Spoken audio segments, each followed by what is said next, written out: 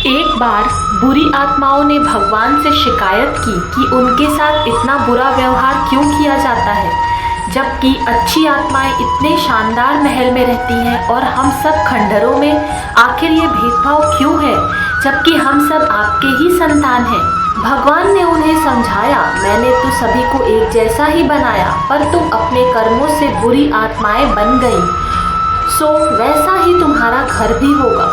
भगवान के समझाने पर बुरी आत्माएं भेदभाव किए जाने की शिकायत करती रहीं और उदास होकर बैठ गईं। इस पर भगवान ने कुछ देर सोचा और सभी अच्छी बुरी आत्माओं को बुलाया और बोले, बुरी आत्माओं के अनुरोध पर मैंने एक निर्णय लिया है। आज से तुम लोगों को रहने के लिए मैंने जो भी महल या खंडहर दिए थे वह सब नष्ट हो जाएंगे और अच्छी और बुरी आत्माएं अपने अपने लिए दो अलग अलग शहरों का निर्माण नए तरीके से स्वयं करेंगी।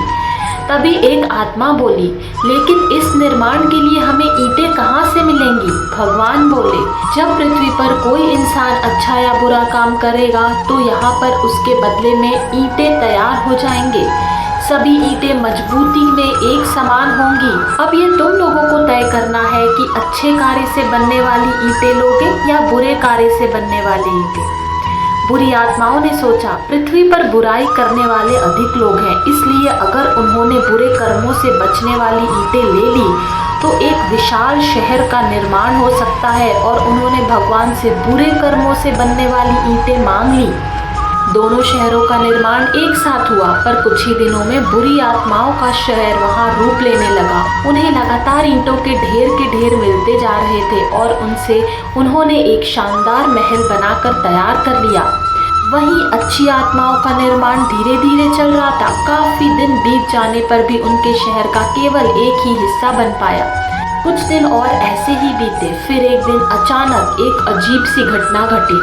बुरी आत्माओं के शहर से ईंटें गायब होने लगे। दीवारों से, छतों से, इमारतों से, नींवों से, हर जगह से ईंटें गायब होने लगी और देखते ही देखते उनका पूरा शहर खंडहर का रूप लेने लगा।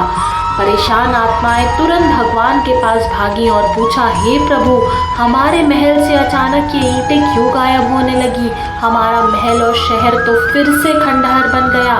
भगवान मुस्कुराए और बोले, ईंटें गायब होने लगी? अच्छा, दरअसल जिन लोगों ने बुरे कर्म किए थे अब वे उनका परिणाम भुगतने लगे हैं, यानी अपने बुरे कर्मों से उबरने लगी हैं और उनके बुरे कर्म और उनसे उपजी बुराइयां नष्ट होने लगी हैं। सो उनकी बुराइयों से बनी ईंटें भी नष्ट होने लगी हैं।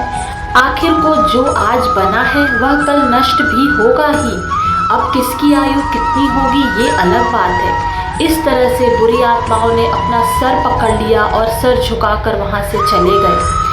दोस्तों, इस कहानी से हमें कई ज़रूरी बातें सीखने को मिलती हैं जो हम बचपन से भी सुनते आ रहे हैं, पर शायद उसे गंभीरता से नहीं लेते। बुराइयां और उससे होने वाला फायदा बढ़ता तो बहुत तेज़ी से है, परंतु नष्ट भी उतने ही तेज़ी से होता है।